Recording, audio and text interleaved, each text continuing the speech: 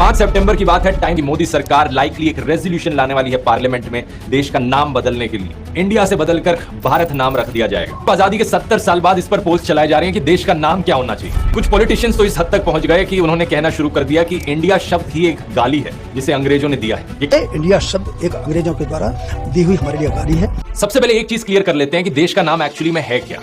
Indian constitution के first article की पहली लाइन क्या है? India that is Bharat shall be A union of states, English version. लेकिन संविधान का अगर हिंदी वर्जन देखना है तो उसकी पहली लाइन में लिखा है भारत अर्थात इंडिया राज्यों का संघ होगा। अगर आप हमारे कॉन्स्टिट्यूशन का खुद का नाम देखो तो इंग्लिश में इसे कहा गया है कॉन्स्टिट्यूशन ऑफ इंडिया और हिंदी में इसे कहा गया है भारत का संविधान। जिन्होंने हमें आजादी दिलाई उन्होंने दो नामों का इस्तेमाल किया है देश के लिए, इंडिया और भारत। भारत शब्द का इस्तेमाल किया गया जब भी हिंदी देवनागरी स्क्रिप्ट में लिखा गया और इंडिया शब्द का इस्तेमाल किया गया जब भी इंग्लिश में लिखा गया। और कॉन्स्टिट्यूशन का article 52 president of India, article 63 vice president of India. India या इंडियन शब्द का मेंशन 900 बार से ज्यादा मिलेगा। Election commission of India, Indian penal code, Indian army, Indian navy, Indian air force, Indian railways, reserve bank of India, Indian administrative services, Indian institute of technology, Coal India limited, steel authority of India limited. In fact ISRO इसरो ने हमें चांद तक पहुंचाया उसका full form भी Indian space research organisation. Passport अगर आप देखोगे उसके फ्रंट पेज पर क्या लिखा हुआ है? Republic of India. और इसके ऊपर क्या लिखा है हिंदी में?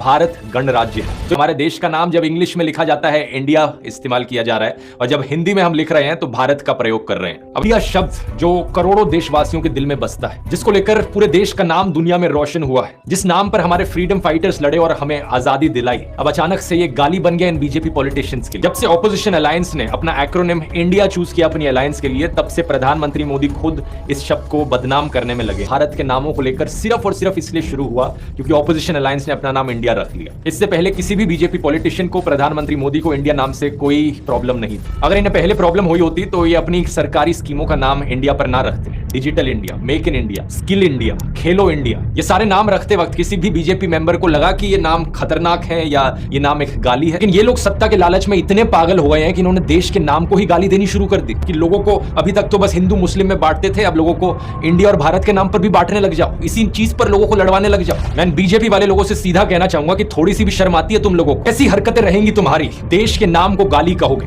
देश के नाम को बदनाम करने के लिए फर्जी खबरें फैलाओगे। हिंदू और हिंदुस्तान पर्शियन से निकला और इंडिया ग्रीक से निकला, और के लिए इंडिया हो, भारत हो या हिंदुस्तान हो, ये सब देश के प्यारे नाम हैं। हिंदुस्तान जिंदाबाद।